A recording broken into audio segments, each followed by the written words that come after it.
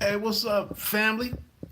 Peace, world. Thanks for pressing play on another Bite Down Boxing video. This is the host of the Bite Down Boxing podcast, Wood. Also, pay me no mind, sports and entertainment. Just wanted to jump on, man. I thought about doing an article, but people don't read stuff anymore. Hey, man, I'm not gonna stay on here too long unless some people come in and check out the live stream and chat. I felt like I gave everybody a lot of stuff that actually played out tonight. I told you that the one thing to look for, well, one thing to look for from the past was the way that Errol Spence Jr. quadrupled the offensive output of Lamont Peterson. And I don't want to put Lamont Peterson and Mikey Garcia on the same level, but it's a lot coming at you that and at an opponent of Errol Spence Jr. that you can't really focus on your offense. And I think that's what you saw tonight. The other thing that I mentioned was real estate. There wasn't an area of real estate where Mikey Garcia could dictate the fight. To me, this was very academic. I think if you took your emotions out of it and whatever else, I think it was fairly clear cut what was going to happen. But I mean, like I said, salute to Team Garcia. They acquitted themselves very nicely. I thought it did look like there in the ninth or 10th round, it did look like the fight could be stopped. But I think very early on, you saw in round one, I think you saw the pace that and the patience that Errol Spence Jr. opened the fight with. I think you saw that a knockout might not happen because he was boxing, and the pressure wasn't there, full on pressure. The body work wasn't really there, so I think you could see that it was a chance that this was going to the cards, and that's what it did.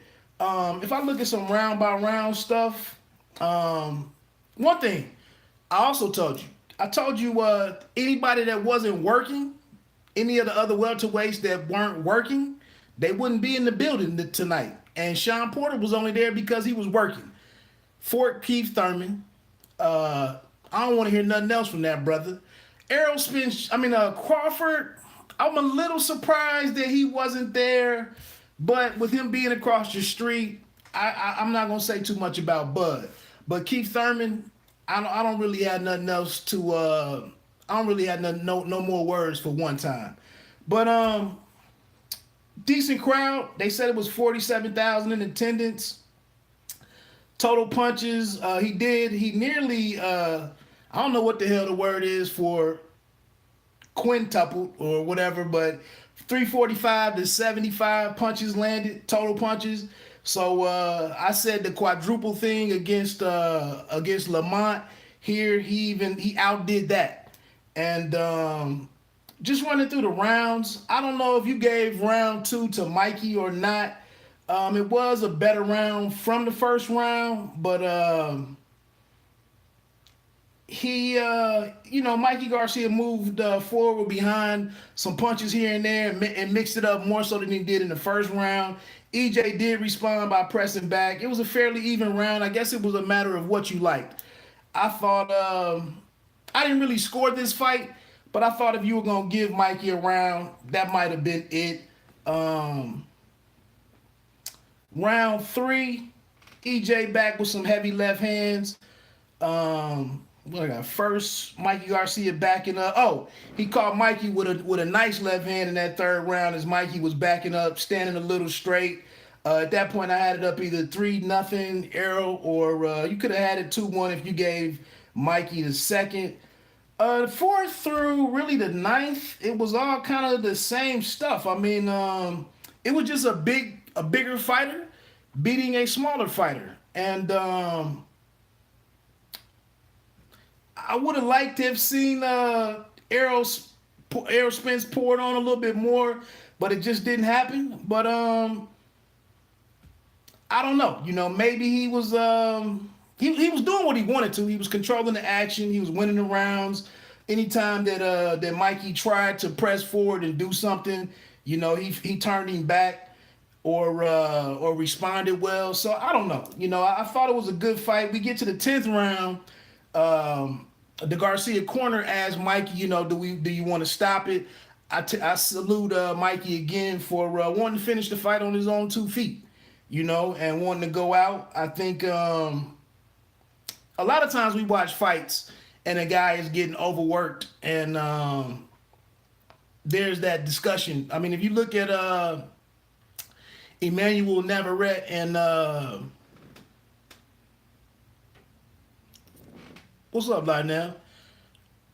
I thought it was going to be a wipeout. I thought it would have been a little bit more back and forth, maybe rounds 4 through 8 or something. I thought it would have been a little bit more of a back and forth, but I think, Mikey is a little too smart to really just mix it up and just go all out like that. So I think that's kind of why it ended up being a wipeout. I think, I don't know where I had some notes on it, but maybe it was the second round where Robert Garcia said, "Hey, you ain't gonna get much action standing outside all night, so you need to move inside." So I thought he tried to make the adjustments that he could, but again, he just isn't a better fighter than Errol Spence Jr. He's not quicker. He doesn't have more power. He couldn't get Errol's respect. Errol stayed very responsible defensively. He rocked Mikey here and there. Like I said, we didn't see that prolonged body work or body attack, but just a damn good fight from Errol Spence Jr. Like I said, going back into that 10th round, actually let's start in the 9th when EJ came out working on a new gear, really keeping Mikey on the move, really busting him up pretty good and breaking him down. Mikey was actually not putting much on his return shots. It looked like a stoppage could happen. And then, like I said, going into the 10th round was when they had a discussion about whether or not they wanted to stop it. I think it's a good look for the Garcia family that they did press on and let the fight go on, because we see a lot of guys week to week get tagged pretty good, take whippings or beatings. And, Mikey Garcia is not too special to finish what he started. He asked for this fight. He wanted the smoke. He got the smoke. And just because things got a little rough for you, I don't think you should, I don't think you should just stop like that. So I thought that was a good look for the family. In round 11, EJ was attacking top to bottom and back up to the top, really working him over pretty good. I thought it was a chance that we might get a stoppage then. There was a lot of infight in that 11th round. Spence just being a good, bigger man. It was almost like all night long. If I could make it really... Yeah, in that 10th, I was pretty surprised. I was pretty surprised that they didn't stop it. But I think with EJ working behind the jab primarily all night, I think it was almost like a good Major League Baseball power pitcher throwing a fastball, and he was hitting his spots all night long.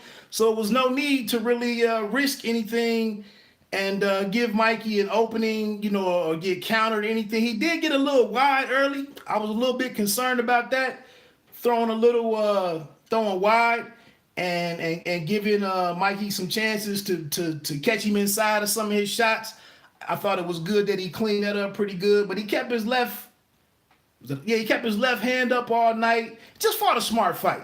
I'm not going to keep you guys on here long. What am I at? I'm at 9 minutes. I'm not going to try to stay on here long and really make something out of nothing.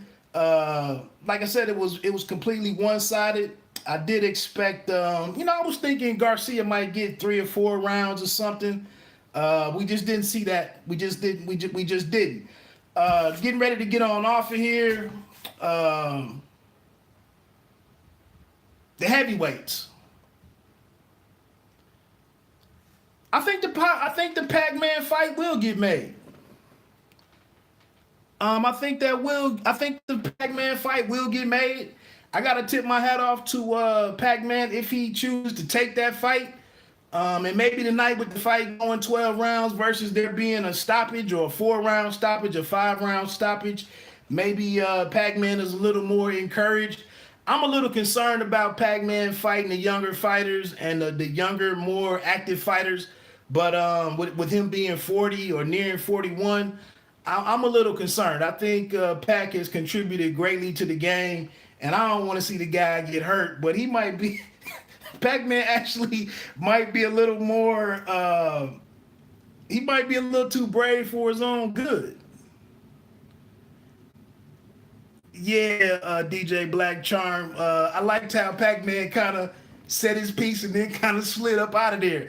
I wondered if somebody grabbed him and said, get out of this interview. This don't say more than what you need to say. I think that's almost a disadvantage when you talking to the fighters that don't, when English isn't their first language, and to ask them certain stuff like that. I don't really care for that, to be honest with you. But everybody jumped up out of here. I'm gonna finish my thoughts.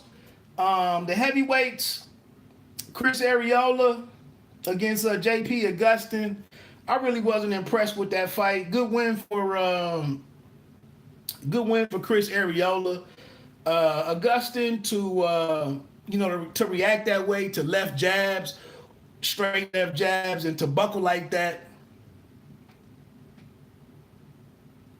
If I had to look at man, I'm done. I'm not saying nothing else with Sean Porter. Sean Porter just had to show me. I'm not listening to nothing else that Sean Porter says. I'm sorry. Who would win? And the comment left, but who would win between Pac-Man and Spence? I don't know, man. I honestly don't know. Said he was going. Spence said the boy couldn't family dinner. Yeah. Like I said, I'm done with Sean Porter. I wasn't impressed with the last fight.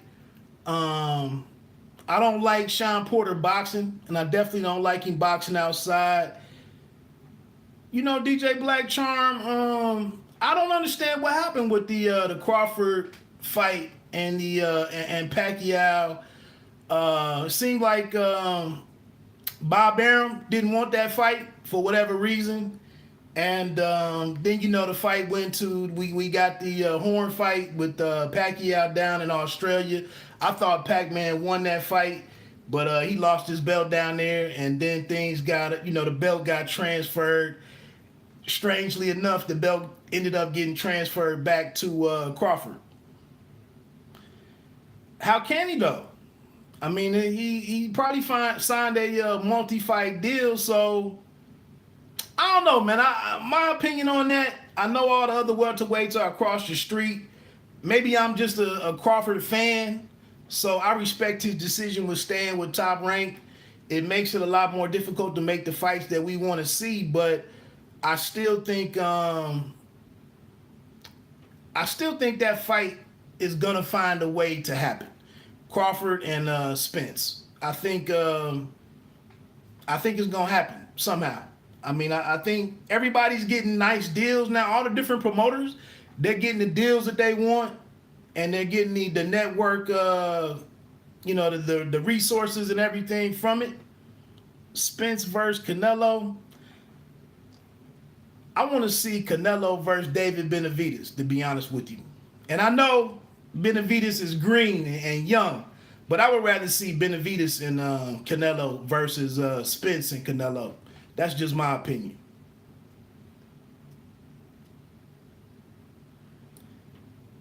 Yeah, Lost Survivor, Wilder and AJ. I just did a couple of videos. Canelo and Dimitri Bivol. That's a good fight too. I like that one too. Morty Loves Gaming. Yeah, I wouldn't be mad at Canelo and Dimitri, and I think that's a strong possibility, to be honest.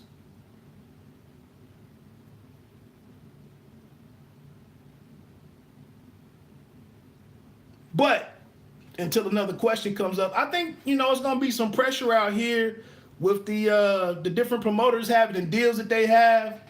I think it's gonna be some pressure to get some of these cross promotional fights done. I don't know if it's Wilder and AJ that happens or Spence and Crawford. I don't know who's gonna break the surface with this whole traffic jam that we seem to have in the game. But somebody's gonna have to work together. One of the thoughts that I had, I'm not sure, Lost Survivor, about sales. That's really not my department. You know, I'm hoping it did over 300K. I think it's a matchup that deserved 300K. One thing I was asking on an earlier video was, don't you guys think that they dropped the ball with this not happening on Showtime pay-per-view, and that there should have, this was the perfect pairing for there to be an All Access, which I think would have helped drive sales. Now I know Fox Sports did some different programs, but I couldn't find none of it. Crawford versus Spence. Now that's a fight I just can't pick a winner. Two badass fighters. Yeah, I don't know on that one. I really don't. I love Crawford. I love Spence too. I like both of those guys. Yeah, Lost Survivor. Fox Sports.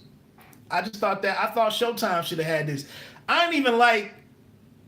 I will say that Lennox Lewis and Goosen, they got a little better as the night went on. But earlier in the night, Goosen kept calling Martin Williams. He called Charles Martin Williams like 4 times, and just it was taking him forever to get his points out. I think they asked Lennox something, and he said, "I don't know." I mean, they were. I thought they were horrible early on.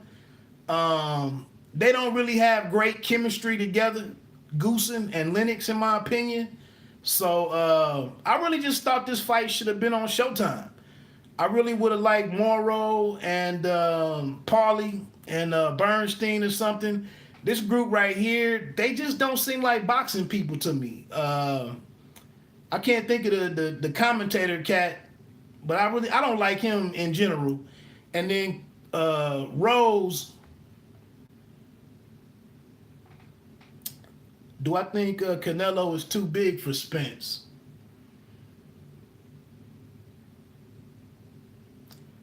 I just don't think that's the first fight. I would have liked to see it. Maybe I'd be more excited about Canelo and Spence if Spence would have put Mikey Garcia out tonight.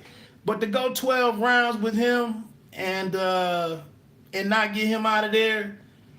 Maybe that I don't know. I'm not really. I guess that's just not even a matchup that I really looked at.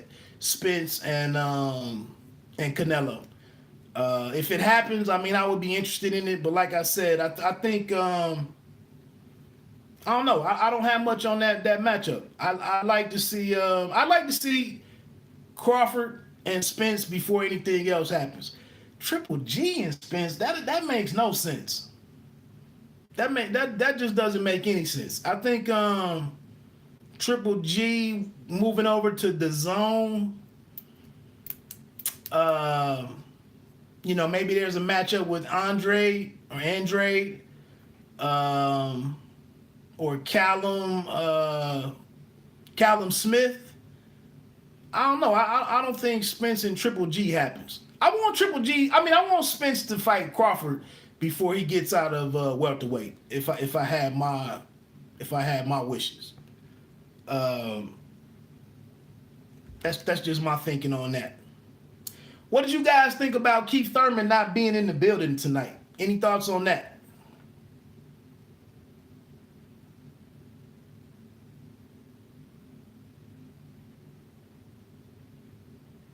Maybe y'all typing on that.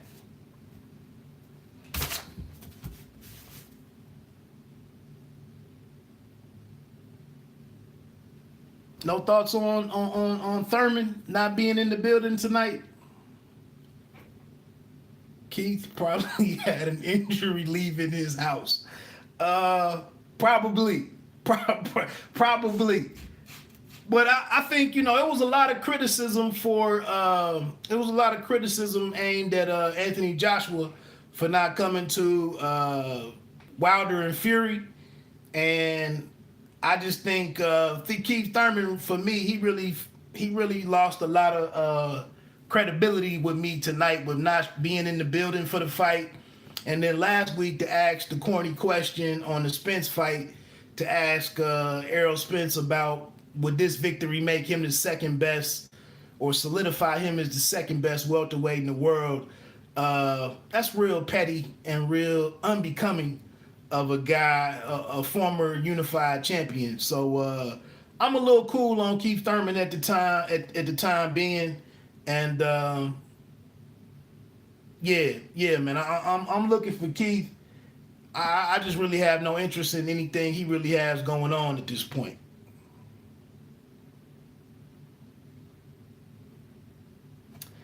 Hey, well, look, man, I'm gonna get ready to get on off here unless something else pops up. Like I said, I just wanted to get my thoughts out there on the fight. I thought it was a decent fight. Thurman needs 2 to 3 tune-up, then him with Porter probably.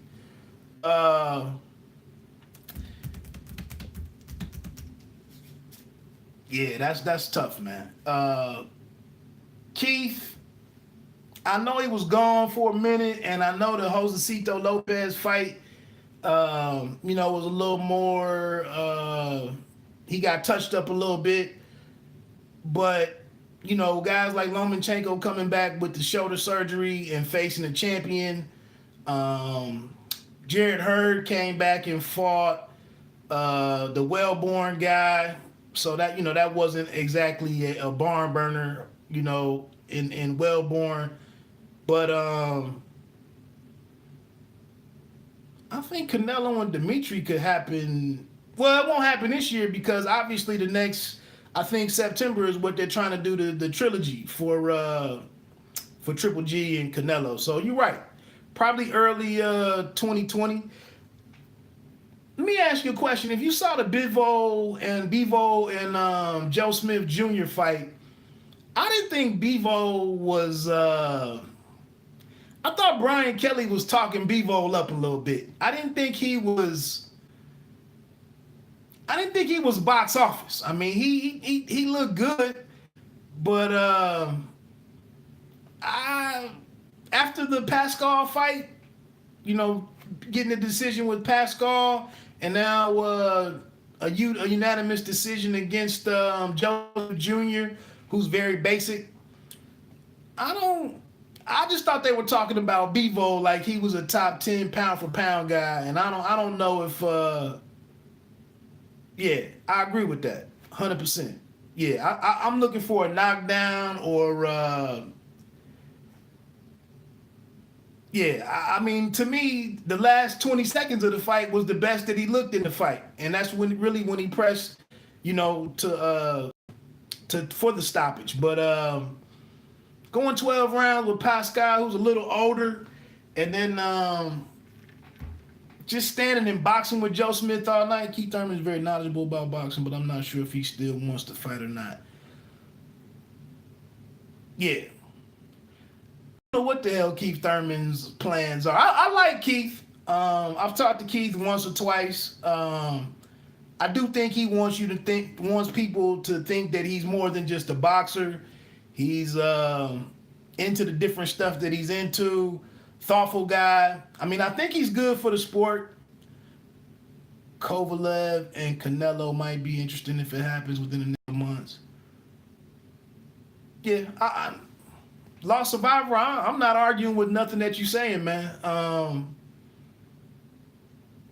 Kovalev is just nice now. Like he's too gentle now. I felt like with the Alvarez fight, Eliter with the rematch, he's just not the crusher anymore. As far as his demeanor in the ring. So it'll be interesting, if he faces anybody like Vazdik, if he faces Bivol, Marcus Brown, if he's allowed to get a title fight, and depending on which Marcus Brown shows up. But the crusher is just different now. Triple G Kovalev, yeah, I mean, that's a good fight. That's a great fight.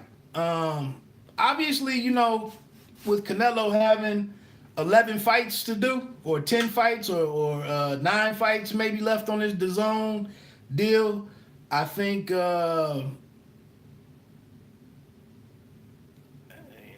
that's a lot of fights. I mean, that's 5 years worth of fights or whatever. So I think it's going to take some strategic matchmaking just to not burn the guy out. Yeah, I think Triple G's deal with the zone is gonna be pretty hard to. What was that? Six fights, 3 years. I definitely think.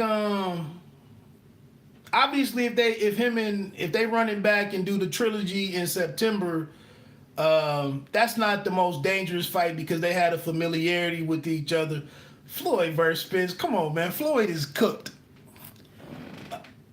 If um if Triple G and if Triple G and Canelo they do the trilogy, that's just a good business fight, an entertaining fight. Although Canelo might have the clear advantage going into the third fight, he won't look good. Yeah, if they do a third fight, and depending on who Triple G's first opponent is on the zone, by the time they get to that third fight, it could look markedly different than the second fight. I agree with that. I definitely agree with that. But yeah, I don't think Triple G. I don't think he can be put in there with just anybody. Um, I think these two Canelo fights are taking a lot out of him. And yeah, I don't know if he'll finish up that contract with the zone unless it's some real good matchmaking that they use. And I don't know if it's possible to really to do that at this point.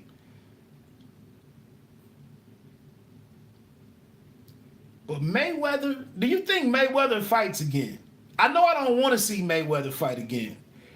Age is catching up. Well, crazy when you see Wilder, Triple G first 20 to 30 fights, fight all bums and get paid millions. Well, when one of those guys got paid a lot.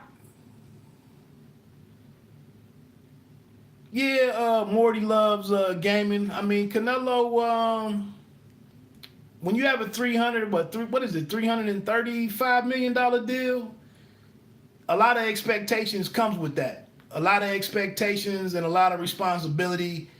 But at the same time, with you having 10 fights to do, they can't throw you in there with the most dangerous guy, per se, in the first 2 or 3 fights. Although I think Jacobs is a pretty good test out of the gate after the Fielding fight. So we'll see. But, boxing isn't like football. You can schedule 16 football games and it's 16 games. But, I mean, 11 fights, to agree to 11 fights for a fighter, how do you mix that up with good fights, with intriguing fights, and then the 3 or 4 marquee fights? So we've never seen nothing like this where, a guy has this type of deal. So it'll be interesting to see how they even line that up. I mean, obviously, if you got Jacobs May 4th, and then if it is Triple G in September, that's 2 tough-ass fights right there, back to back. Unless he just totally outskills Jacobs, which, might be possible. Hey, fellas, it's been interesting chopping it up with you guys. I'm going to stay on here for about another minute and 15 seconds. Canelo fights are always sketchy. Think one of the judges had Canelo winning Floyd fight. Then he won. Damn, that disappeared quickly. That was Then he won Laura fight. Doubt Canelo loses unless it's not gonna give me $5 million and I'll fight Triple G 5 times. Interesting. That was the Bird. Was that Adelaide Bird in the Floyd fight? Did she give the fight to Canelo? I mean, to Canelo? That wasn't a split decision, was it? I thought it was just close. I can't remember.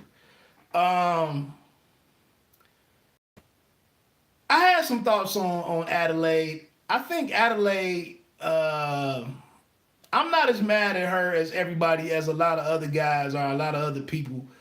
I think she has a certain expectation for her action. And when she doesn't see that, I think she, her cards look different. But I think, just like if you have a pitcher if you have a home plate umpire who's calling strikes and balls, you have some guys who are more a pitcher's umpire, and then you have some guys who are a hitter's umpire. And I think Adelaide Bird just clearly likes a certain style of offensive fighter, and she's just not really here for the for the BS. And I think her cards look a little off, but that's that. Hey, well, look, man, I'm getting ready to get on off of here. Thanks for hanging out with you guys. Lost Survivor, good chopping it up with you, man. Please subscribe to the channel. Check out some of the other videos. Hit the like button and whatnot. Hope you guys enjoyed tonight's fight. I'm a little disappointed that we didn't get to see the a knockout or the prolonged body attack by Spence, but I thought it was a good fight. And I think with Mikey Garcia taking his fight, he's a classy guy. Maybe it's good that it just wasn't a straight physical blowout where Garcia was really banged up. Now he can come back.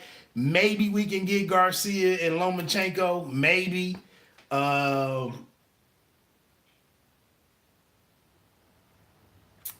Yeah, man, I don't think. I honestly don't want to see nothing from Floyd.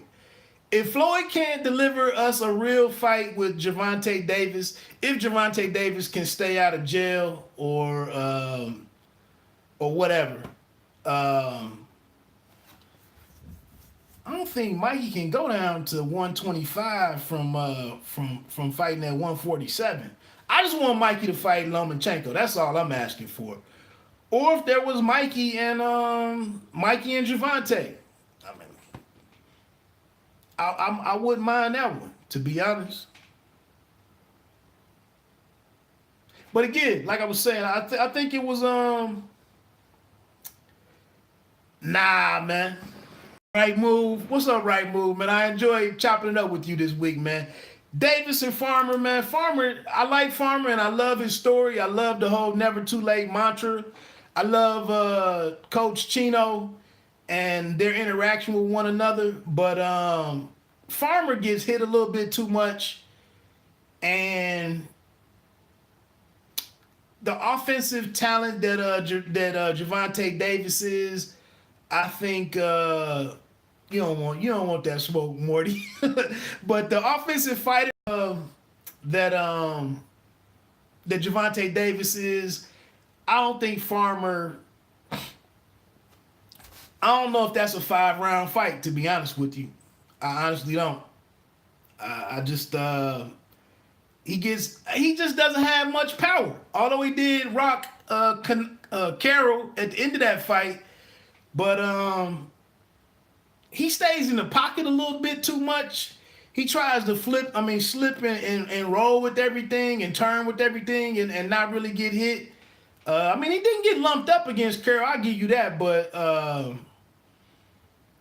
Gervonta Davis is a completely, totally different offensive fighter, and I think he gets laid out by Gervonta. But damn, if it's gonna be if he's actually gonna fight another 130-pound guy, I'd like to watch it. But yeah, Floyd, in my opinion, I don't want to see Floyd back in the ring. I could care less about any of the exhibition stuff that he's doing.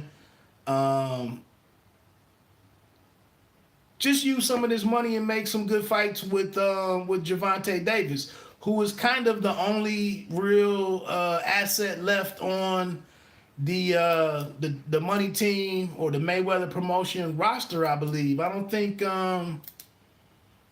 there's anybody. Tabiti, who's tied up in the next round, or the what is that? The semifinals of the World Boxing Super Series. Andrew Tabiti. That might be the only two guys that he has is Gervonta and Tabiti.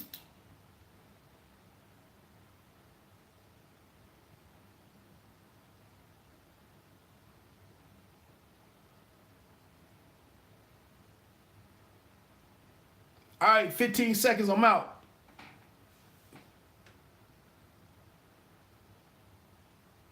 8 seconds. 7, 5, All right, man. I'll holler at y'all next time.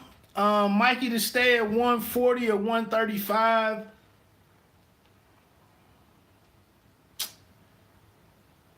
I think Mikey can do what he wants to do at either one of those two.